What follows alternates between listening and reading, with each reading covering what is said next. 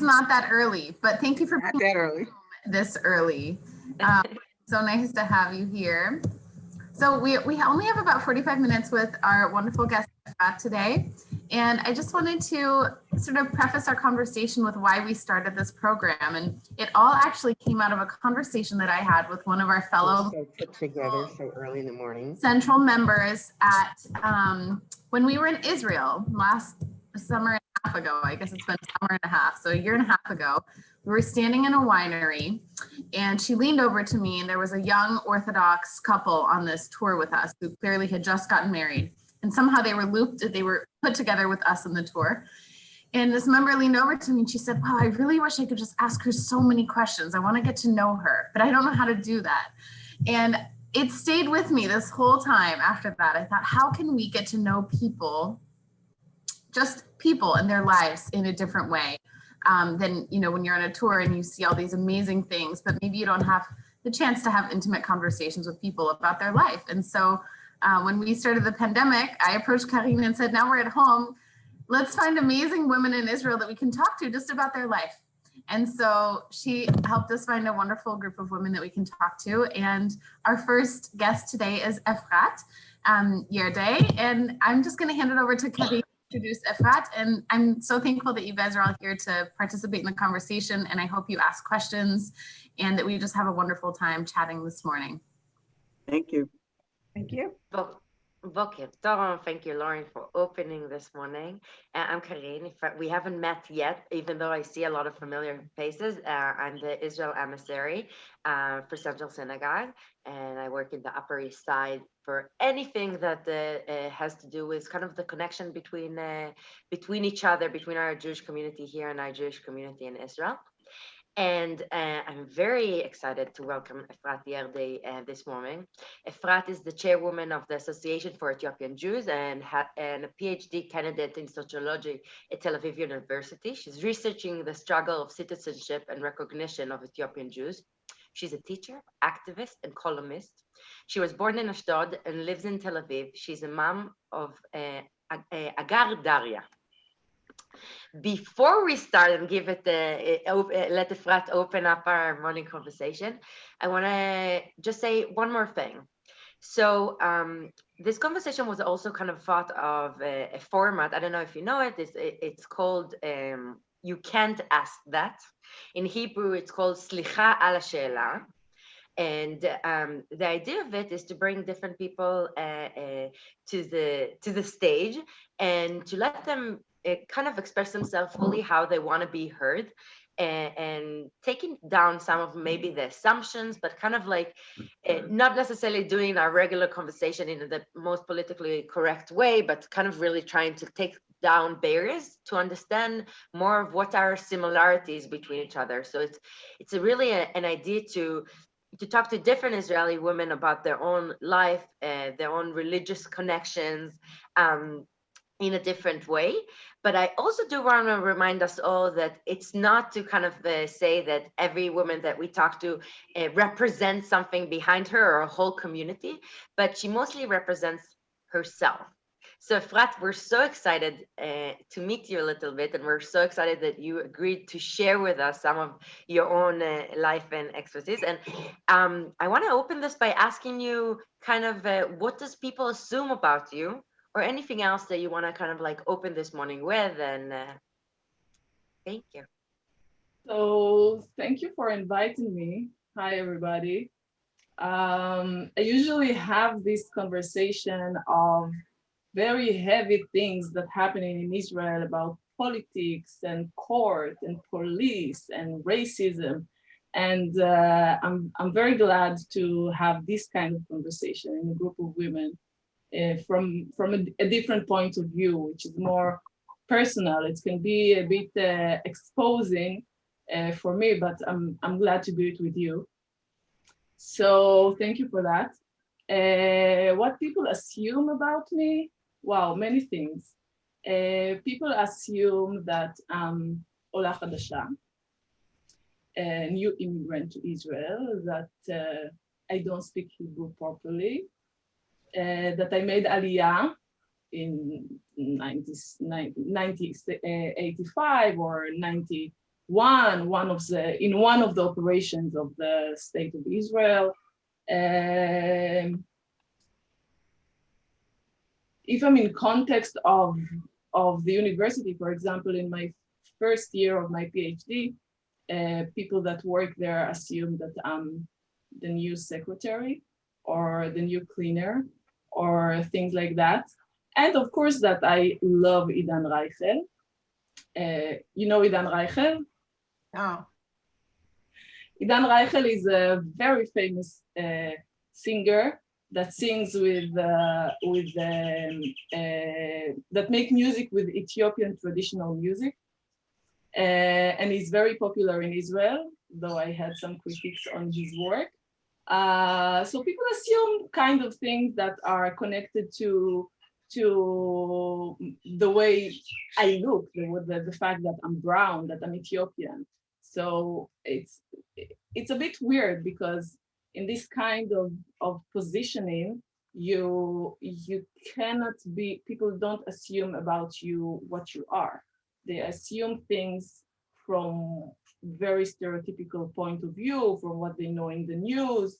They assume that I know everything about Ethiopian culture, about Ethiopian history, that I love Black music, that I love R&B, that I love reggae, like all these very stereotypical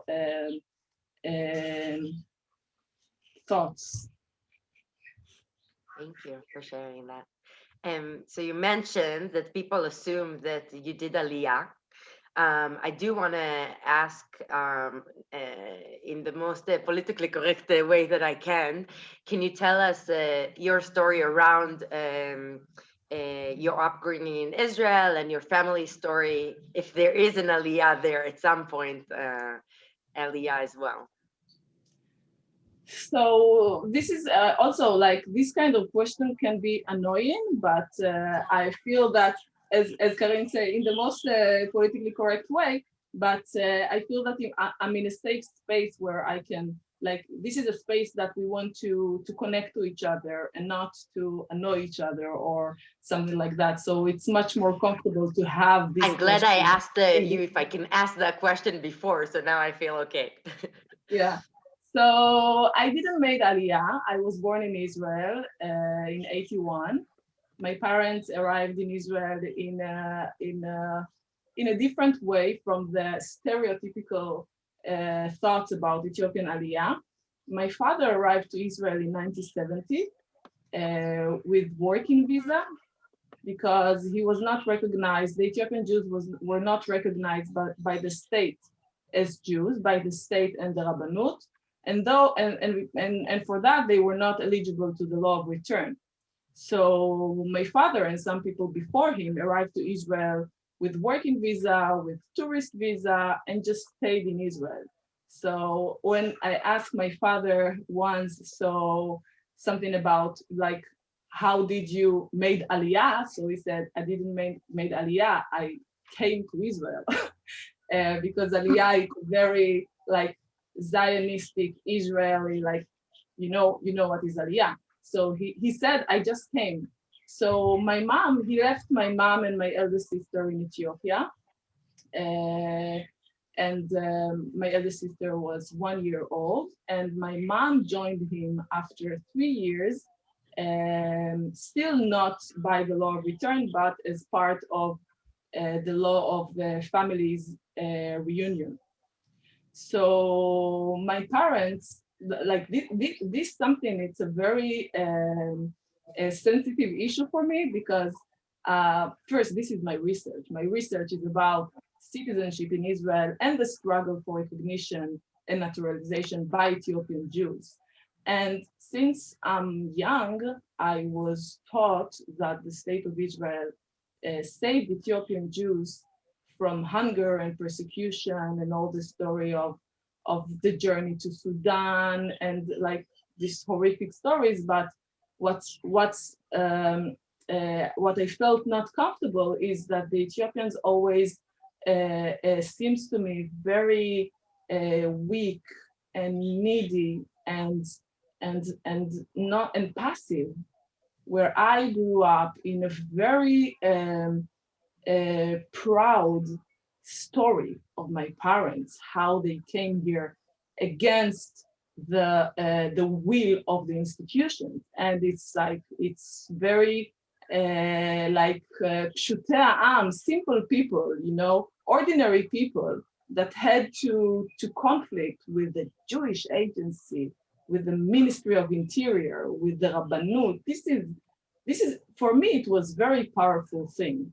And this thing, I think it's one of the main things that shape who I am, my identity, my confidence, my security in my place in Israel as equal. And you know, always to have this tension, like in school and in the media, they tell this story, but I had a whole different story. It was so uncomfortable that I decided to write a PhD on it. So yeah, it's a long story. I can continue with this question. First of all, we would love that, and I think it's the part of the question of what do people assume of you, but the continuation of it, but how your life really are.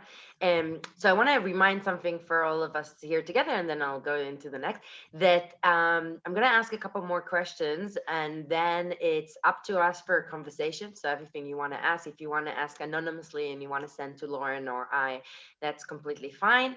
Or if you want to unmute, I think we're a good group and we can definitely do that, and you can ask your question. I want to ask you, what do you want people to know about you? What is something that, like, you know, you wish that that's what they would have assumed? I would like to know people that I can be funny, that I'm not angry all the time. You know, people sometimes, but why are you so heavy? Why are you so angry? So I can be funny, and I'm very sensitive, and I love people. It's just that sometimes there are annoying things in our world that makes me angry. I think that there is this kind of, you know, being Israeli, Ethiopian, woman, it seems that you always need to choose if you're Ethiopian, if you're Israeli, if you're like, I want people to connect to me through my humanity, through that we are the same. But at the same time, like, it's a very conflicting situation, because I'm talking about it. It's like this loop. You want people to not ask you about Ethiopian food and Ethiopian culture. Like, you want people to connect to you through other things, through like general things that connect people. So maybe through your other identities. Is that exactly what you're referring? like it's, for example, I used to date someone, and he always used to introduce me that I'm an activist, I'm a fighter, and I'm that and that and that. And it's very flattening when you're always you are directed to a very specific category. But it's also, you know, this is something that this is my passion. I want to change the world. I want to people to think in different way about racism. I want people to know that racism affects the lives of people. So it's always this tension. But what I want people to know is that I'm not only one thing. That our identities are many things. Many things. I'm Israeli. I'm connected to Judaism. I'm a mom. I'm funny, I'm sensitive, I can write, I love poetry, I love James Baldwin, like many things. So yeah. Actually, I don't know what I answer about now, but I don't remember the question. No, it was about what do you want people to kind of know about you, and not limiting to what they just might assume by generalizing you. But it helps us get to the next question, which is like, tell us a little bit about your, you said your Jewish identity. We would love to hear a little bit about your connection to Judaism. How does that look for you? It's always conflicting. Jewish identity, you know, in Israel, you're not supposed to care about this because it's a Jewish state. But I grew up in a religious home. I studied in Ulpena, which is religious school for girls. And of course, I had like this small rebellion against my parents that I didn't want to be religious. I didn't want to keep the Shabbat. Who told you that this is real and this is true? And you've never been in Mount Sinai, and I don't want this thing to be part of my life. So that was the beginning. But after a while, after a couple of decades, I realized that like Judaism for me is home. It's my home. It's not about like Rabbanut. It's not about legal things. It's not a matter of like the state.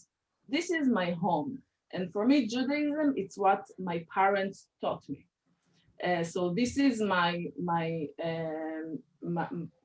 connection to Judaism. And it's many times it's different from other people, but now today I don't keep the Shabbat, and I also married the most not connected person to Judaism I ever met. He immigrated from Russia when he was 1 year old, and this is like for my family, this is the weirdest thing. Someone that don't know the all the rules of Shabbat and Kiddush and Pesach, and it's very interesting. So I turned into kind of religious because of him, because he's not keeping anything from what my parents kept, and I found myself like putting like in my calendar every Friday light candles, which I don't do, never. And you know the big thing, like if my parents will know that I didn't keep Yom Kippur or Pesach, I hope this is politically correct in this context, they will kill themselves. So it's very radical. So it really is the fact that he didn't do anything that made you want to do something. Yes, and we did the Seder this year, and Hanukkah we did, like now I have a baby, and I don't want her to not know nothing about Jewish calendar. So it's turned into something more relevant. And also, if I want my family to come here, I need to להכשיר the whole kitchen. To make it when kosher. My mom, to make the kitchen kosher. When my mom comes here, she have חד פעמי. Disposable, organic, not plastic. But this is what she used, because so I understood if I want like a good connection with my family, I need to also find the balance. So yeah, for me it's more of a cultural thing than like legal, like about the laws of halacha and all that. But another thing is that I still don't like it's an understatement, the way that the state of Israel deals with these issues, like the monopoly of the Rabbanut, which hurts the Ethiopian Jewish community all over the history.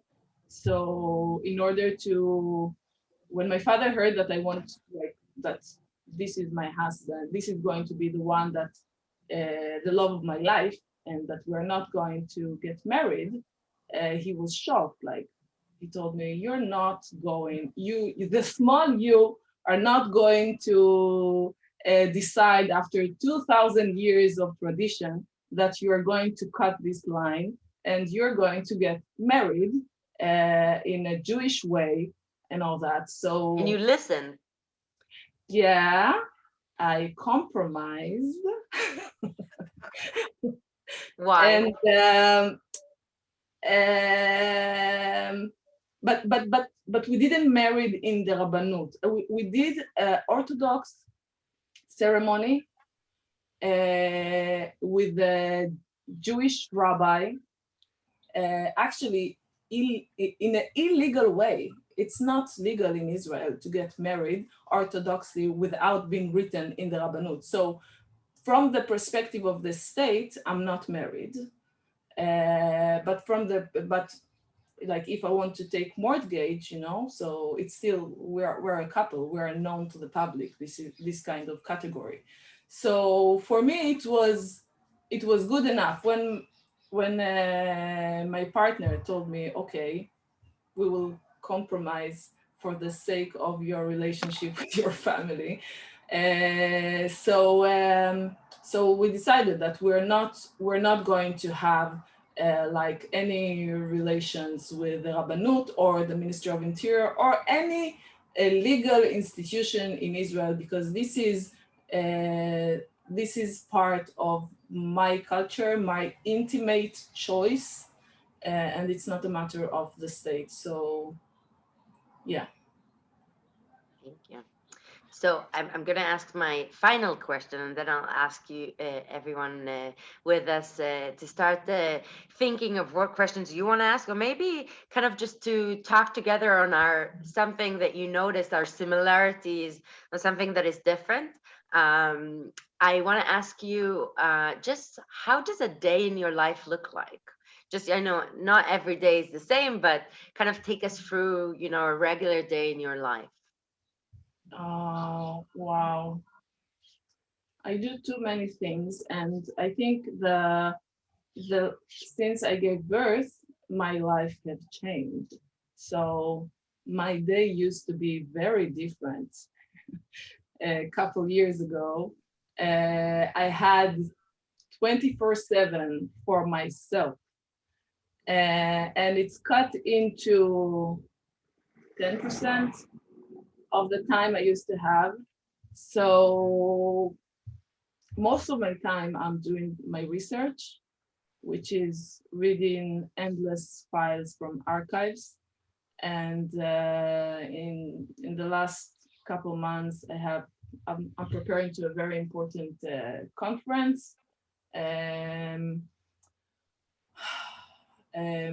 We're still in a segel, so In it's lockdown. also, Israel is still under lockdown. yes. So we are lucky because we have in this age, it's everything is private here. It's not public. So our the kindergarten is working in the segel in all these lockdowns. So I still have time. But usually my main focus, like what I'm doing every day, is my research and my work in the AEJ, the Association for Ethiopian Jews, and also many things that are in between, like giving lectures, mentoring of Ethiopian students many times, mentoring different kind of potential activists. I'm not doing it as part of like my work. It's just an ongoing volunteering. I'm also part of the IDI, the Institution for Democracy in Israel, which is a very prestige institution. I'm getting a scholarship there. So once a week on Thursday, I'm studying from 9 to 1. What else? Yeah, I guess I skipped many things, but yeah, waking up, taking my daughter to the kindergarten, coming back home, researching archives. And at 4, I spend the rest of the day with my baby. How old is your baby? She's a year and a half. Ah. She's a baby. Yeah. Another stage is open to all of you, and we hope we can engage in some conversation. So feel free to say anything that kind of popped out while Efrat was speaking, or any questions that you might have. Efrat, what are the guitars behind you? Are those your hobby? No, actually, it's Liam's hobby. He's playing, like, his first instrument is violin. Sometimes I feel that he's very stereotypical Russian. So his first instrument is violin, but now he got back again to guitars. It's like he have these gadgets, these hobbies. I don't have hobbies. Someone asked me in the chat, and they didn't put it public. They asked, what makes Efrat happy? What are little things that make you happy, or big things that make you happy? I think that it will be a cliche. My baby, she took over my life. And also music, and specifically good lyrics in music. In Hebrew or in English? In English mostly. What else? I'm happy. I just talked to Karin before we talked about our hair, and I'm happy that I can have my hair like this and not like this as I used to be all the time, and to feel comfortable with it. And my family, of course, my parents, to feel, to this feeling that that my research is kind of bringing back their voice into the history of Israel, that they are, like, to let them understand that they are important, and their story is very important, and it's matter not only to our family, but to the Israeli society. I don't know if it makes me happy, but it makes me excited, and yeah. So we have a question in the chat. Why did you have to wear your hair differently before? Oh, I always, there is this, I always felt that my hair takes too much space, and that in order to look formal, Karin, I need to straighten it, to take it to take it up, just not to have it like this.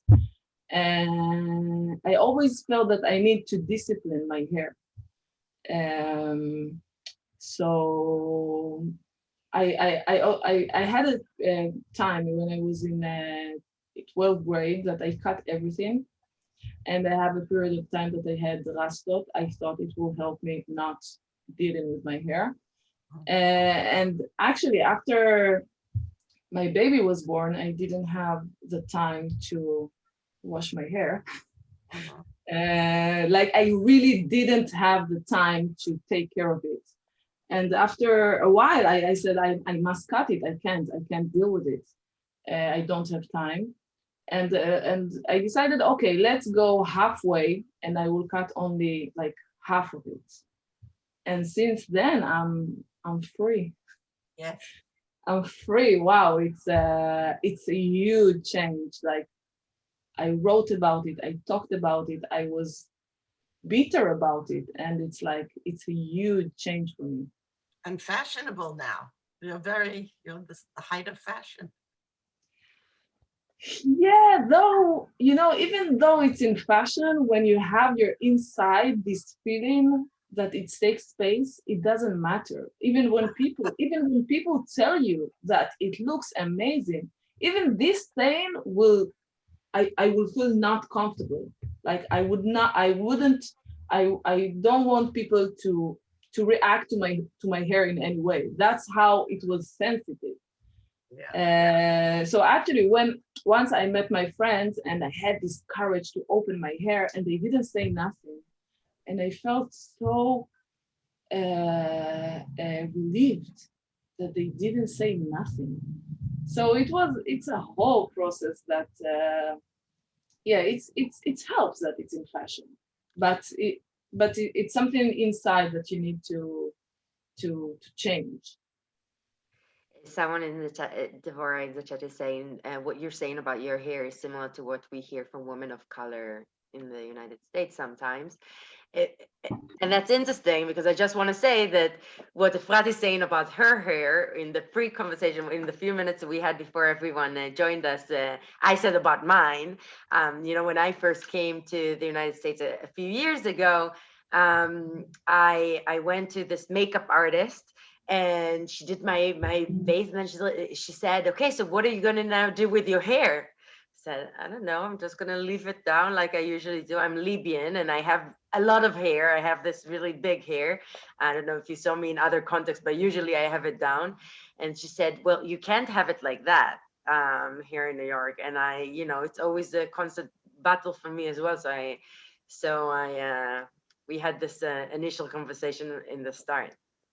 Also about maybe I can add about women of color that I didn't have any reference in Israel to talk about my hair, so I just entered to like Black women websites talking about the process they went through with their hair, and then there was thousands of blogs about like hair issues and like what is our hair, and I had all this myth about that black hair is not growing and black hair is broken and you need all this, like it's also a bit negative myth that even things that my mom told me that our hair is not growing, which is wrong, and this they helped me a lot to find my way.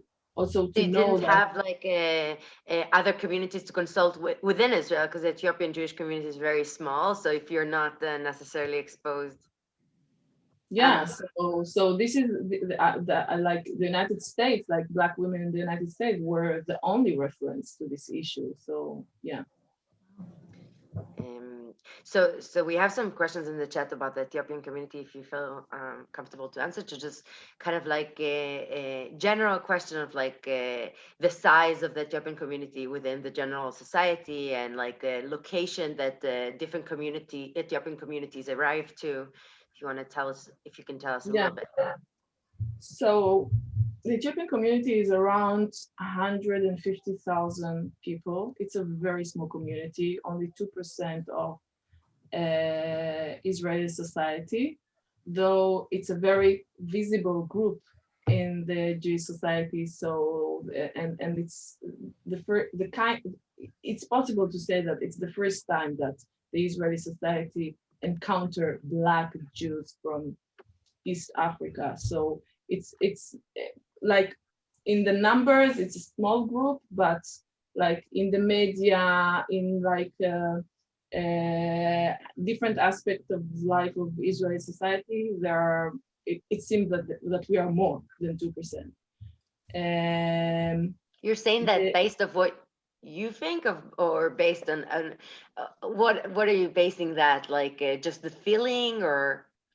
For example, there are like many demonstrations. Ethiopian Jews demonstrating since 1978.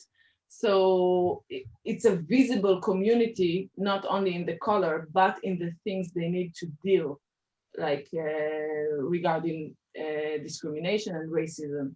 So You mean as a different like immigration group that is very different Yeah. from all the different other immigration groups that came to Israel?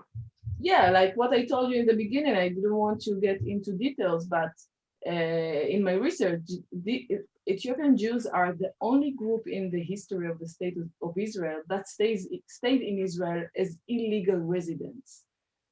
You know, it doesn't happen before to an ethnic group, or you understand what I'm saying? This is something that, and also many problems with the Rabbanut, like Rabbi Ovadia Yosef in 1973 ruled that there are Jews, but the Rabbanut Council didn't agree to this rule until a year ago.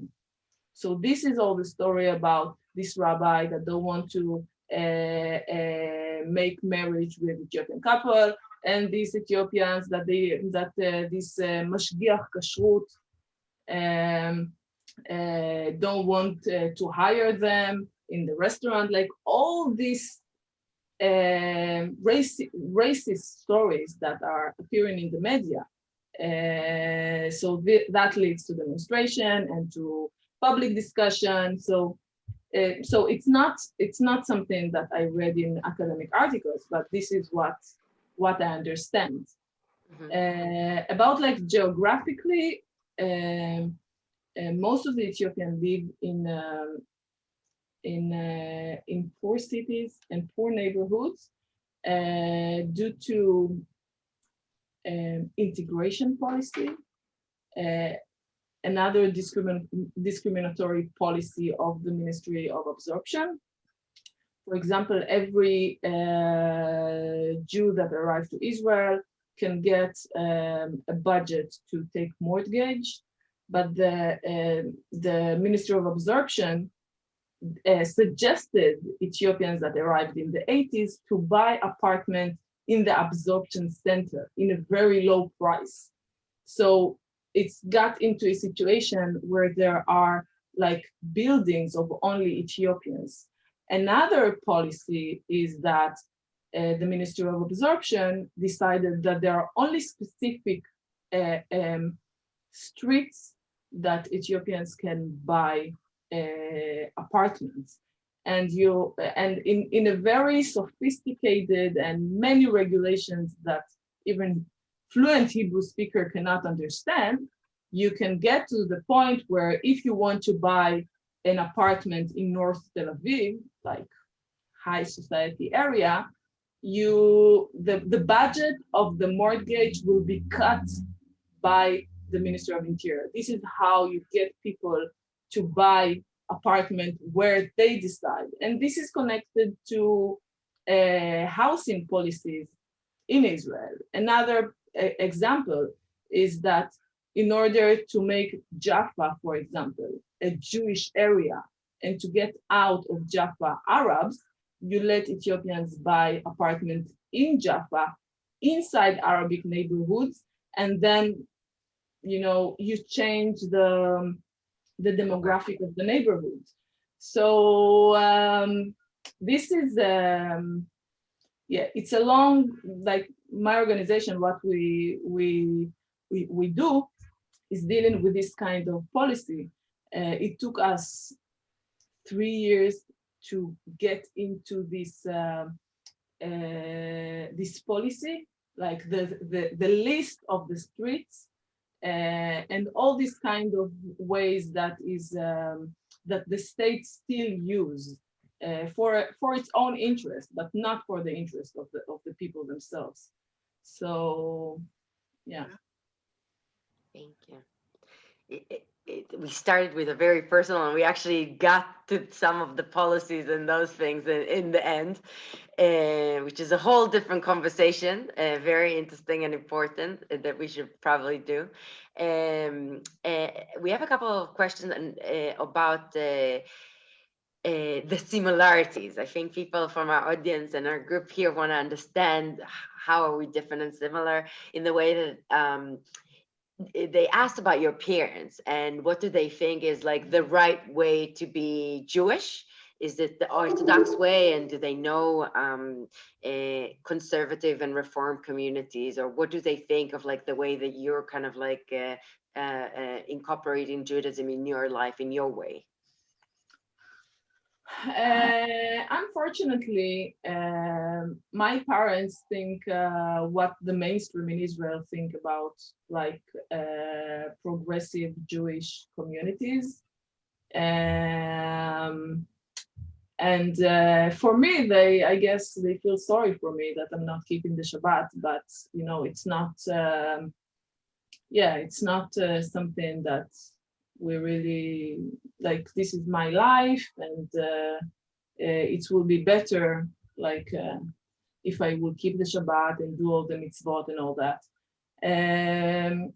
But I think there is, in general, not only my parents, but the Ethiopian community is very like the Israeli society. Like you can find, if Bibi is getting 40 mandats, so this is you can see this reflection in the Ethiopian community. Of course, the first generations were more into like the Likud party, for example, also because the right wing, the Likud right-wing party, but also because this party was the one to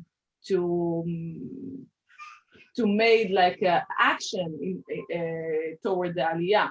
So we can understand it also with the Mizrahim. When we think about Mizrahi in Israel, they are still connected to the sporadic Jews, or the sporadic Jews in Israel are very connected to the right wing, the Likud party of Menachem Begin. That he was in his party was the one to contain the Mizrahi politicians, and since then you see change in the economic and social situation of Sephardi Jews in Israel. So I guess the Ethiopian Jewish community is also very diverse in the way that the Israeli society diverse, but we see that from the other side, the fact that there is no left wing in Israel, this is also a process that's been going through in Israeli society in the last few years, and it's also a whole different conversation that I hope that we'll get to do on the fourth election in Israel.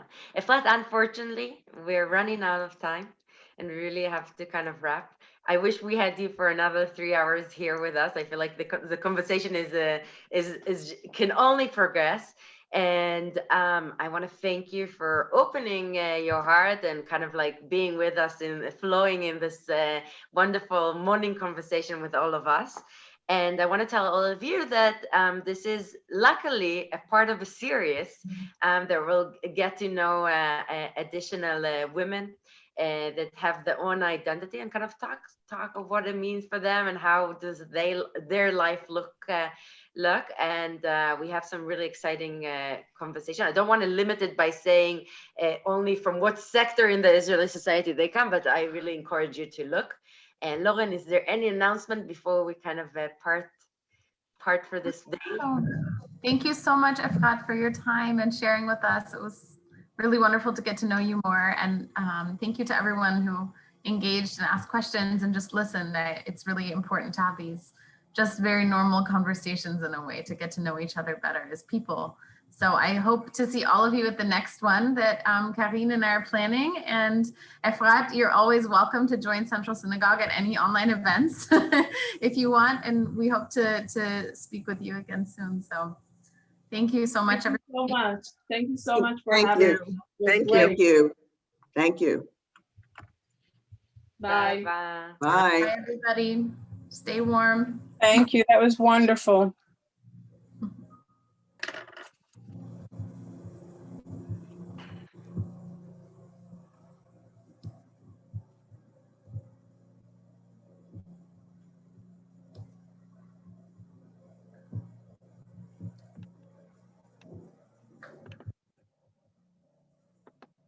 Lauren, I'm going to call you later.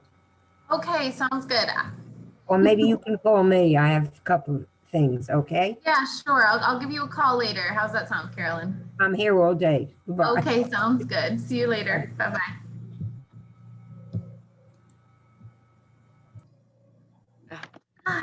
Oh.